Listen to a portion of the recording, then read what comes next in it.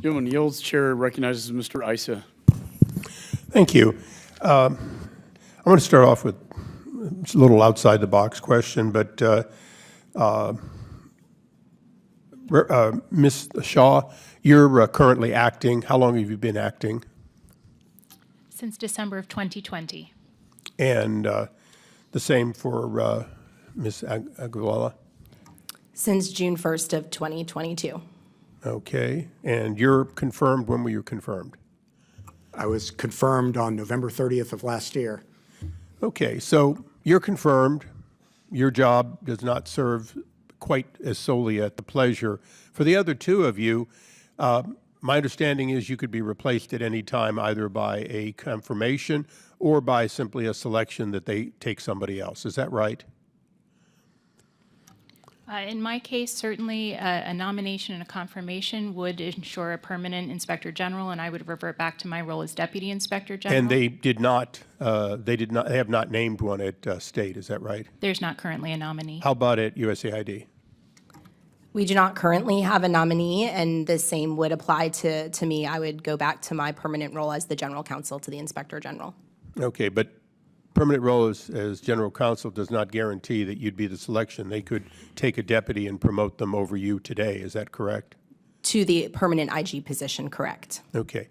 I'm asking only because this is deja vu all over again. In the Obama administration under Hillary Clinton, there never was an IG, a permanent IG, and that concerns me, and I just want to make sure that's in the record that for the three of you, I know you're doing your job, but I also know that it's a little bit easier to do your job when you go to the SIGI meeting and you don't have that acting temporary just passing through. So here's the sort of back to the main line of questioning. We have supplied training to more or less 100 countries, including we still supply training to Mongolia. We supply training to the Lebanese Armed Forces, the list, Jordanian, the list is endless. Is there anything special about the training for these people who, and the oversight? They're in the middle of a war. The weapons we give them, by definition, could be seized, destroyed, or lost in combat to an enemy at any time. Is there really any reason that we should be, oh boy, this is really different and so much better? Or in fact, are we basically giving them weapons and we should only be holding them to the standard that basically it's not being diverted, for example, the way it was in Afghanistan? So thank you for the question, Congressman. I'll speak to the security aspect and then turn to my colleagues if they want to add anything. Yeah, it's a great question. And with regard to training, we have currently an ongoing project. So as I mentioned earlier, I don't want to get ahead of that because that's what makes our work authoritative, right, as we go through our processes.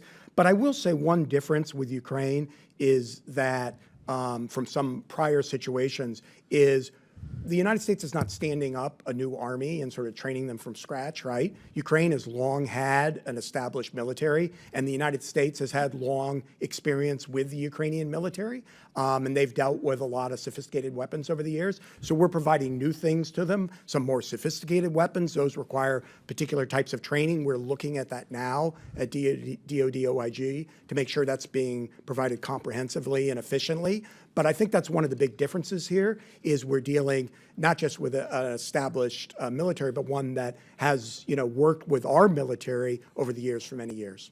So I'm going to say to all of you, but I'll particularly move it toward DOD.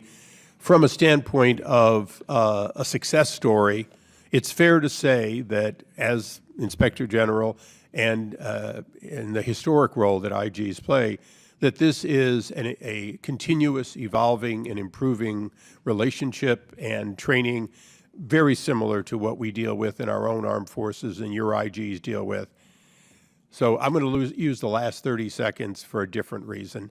In a few days, we'll be at Arlington with General Trefry, who, to a great extent, is the father of the modern IG.